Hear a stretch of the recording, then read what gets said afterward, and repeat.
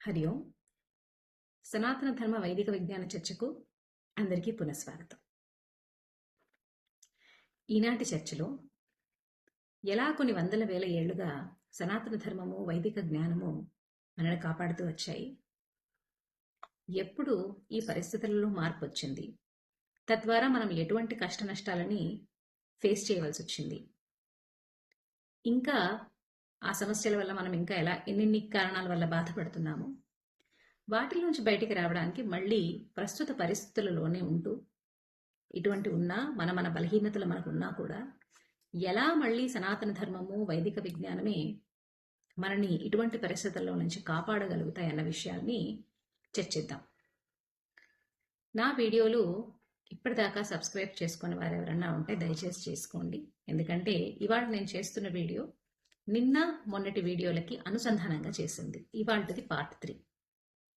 రాబోయే వీడియోలో కూడా ఇంకా మనం చర్చిస్తాం కాబట్టి దయచేసి అందరూ సబ్స్క్రైబ్ చేసుకోండి. ఆ వీడియోలు మీ దాకా సులువుగా వచ్చేస్తాయి.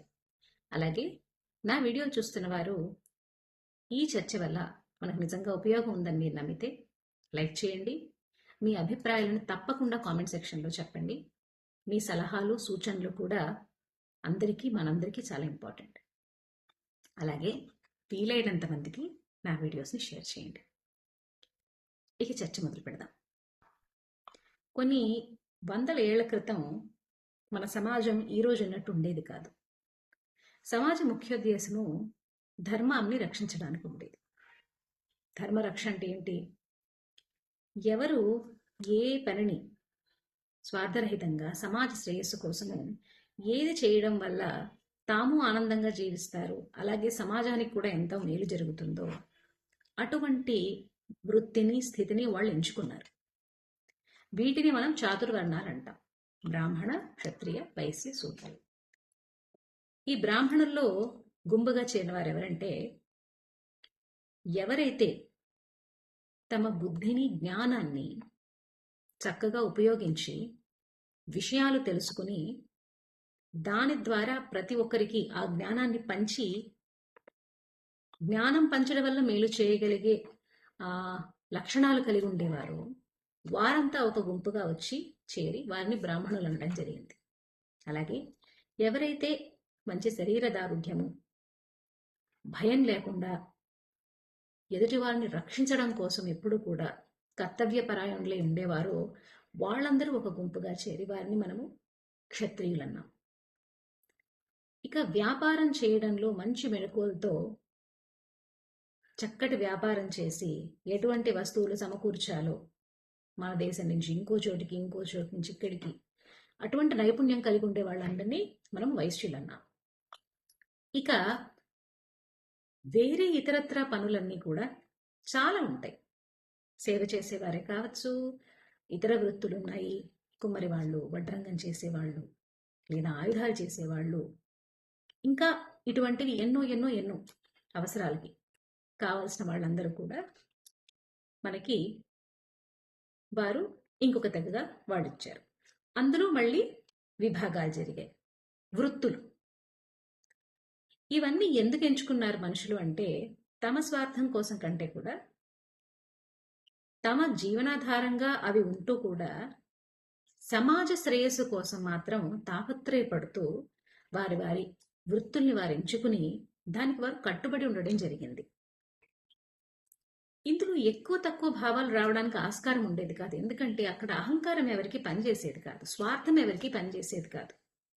నా అన్న ఆలోచన కంటే సమాజానికి ఏది మంచిదన్న ఆలోచనే మొదలొచ్చేది.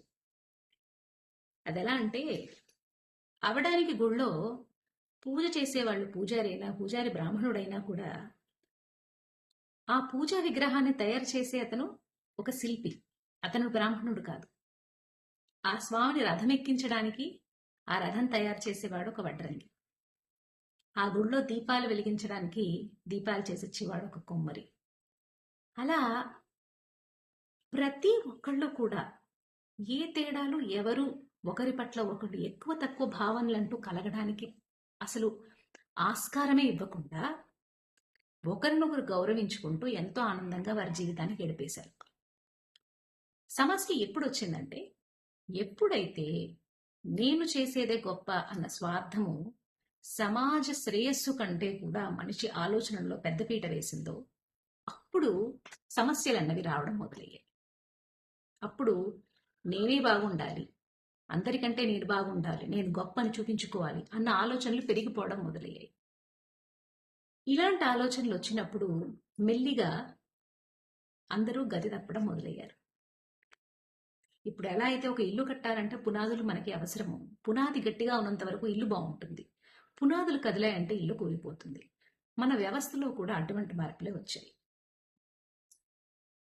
ఈ మార్పులు ఎంతవరకు వెళ్ళాయంటే, ఇతర దేశాల వాళ్ళు మనపై దాడి చేసినప్పుడు మూకుమ్మడిగా మనం అంతా కలిసికట్టుగా ఉండి మన దేశాన్ని కాపాడుకోకుండా మనమే మన స్వార్థం కోసం అని చెప్పి మన దేశాన్ని ఎదుటివారి చేతుల్లో మన రహస్యాలు చెప్పేసి వాళ్ళేదో డబ్బులు ఇస్తారన్నారనో పదవులు ఇస్తారన్నారో చెప్పి ఆ మోజులో పడిపోయి మనని మనము ఎదుటివారికి బానిసలుగా చేసుకోవడానికి కారణమైంది.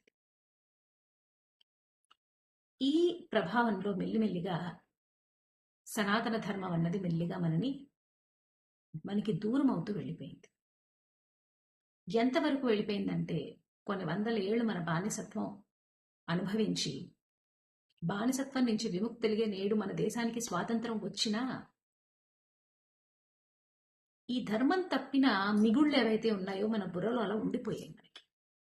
ఇప్పుడు పరిస్థితి ఎంతవరకు చేజారిపోయిందంటే, ఇతర దేశాల్లో జరిగేది చాలా గొప్ప, వారు చెప్పేవి చాలా గొప్ప విషయాలు, వారు లాంటి వస్త్రధారణ, వారు లాంటి ఆహారపు అలవాట్లు, వారి లాంటి కేశాలంకరణ, వారి లాంటి మేకప్ వేసుకోవడము, లేదా ప్రతి విషయంలో వారిని అనుకరించడము, అదే గొప్ప అనుకున్న స్థితికి వచ్చాం.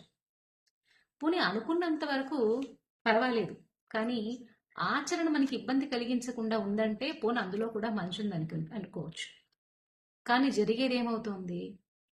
ఏనాడైతే మనము మన విలువలను, మన ధర్మాన్ని, మన సాంప్రదాయాన్ని వదిలేయడం మొదలుపెట్టామో కష్టాలన్నీ ఎదురెళ్ళి మనం తెచ్చుకున్నట్టు అయిపోయింది. డబ్బు గడించడం పరమావధి అయిపోయింది. ఎందుకంటే ఎన్నో హంగులు కావాలంటే దానికి తగ్గ డబ్బు పెట్టాలి కదా. విలువలు పడిపోయాయి. ఏం చేసైనా, ఎవరిని ఏం చేసైనా సరే నేను డబ్బు గడించేయాలి, విలువ వాటికి తావులేదు. అన్నిటికంటే డబ్బు సంపాదించడమే నాకు ముఖ్యం అన్న ధోరణికి కూడా మనం వెళ్ళిపోయాం. తద్వారా మనం ఎదుర్కొంటున్న పర్యవసానాలు ఏమిటంటే, అనారోగ్యము, ఎంత సంపాదించినా ఆనందం లేకపోవడము, మనశ్శాంతి లేకపోవడము, ఏం చేసైనా సంపాదించాలనుకున్నప్పుడు దుర్మార్గాన్ని కూడా వెనుకాడకపోవడము. ఇక మన భావితరాలు పిల్లల దగ్గర నుంచి మంచిని వదిలిపెట్టి చెడుని చాలా గొప్పగా అనుకుని అది ఫ్యాషన్, అది స్టైల్ అనుకోవడము. అక్కడ దాకా మన పరిస్థితి దిగజారిపోయిందండి. ఇప్పుడు మన పరిస్థితి ఏంటంటే, మళ్ళీ మనం బాగుపడాలంటే నిజంగా కూడా మన స్వార్థాన్ని, నేనేంటి, నా కులం ఏంటి, నువ్వేంటి, నీ కులం ఏంటి, ఈ ఆలోచనలతో మనం ఎన్నటికీ బాగుపడలేం. ఇప్పుడు మన పరిస్థితి వెనకట ఔరంగజేబు కింద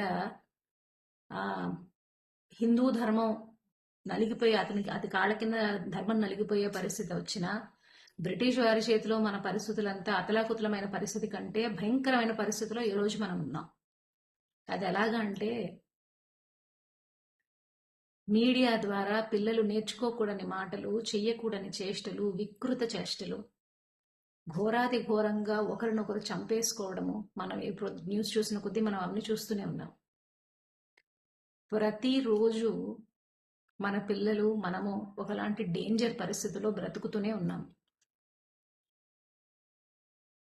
వీటన్నిటికీ మనం స్వస్తి చెప్పాలంటే ముందు నా స్వార్థము, నా కోసము అన్న దాన్ని పక్కన పెట్టి ఇప్పుడు ఏం చేస్తే పరిస్థితి మెరుగవుతుంది, అందుకు నేనేం చేయగలను, నేను ఏం తెలుసుకోవాలి అన్న ఆ విధంగా ఆలోచించడం చాలా ముఖ్యం.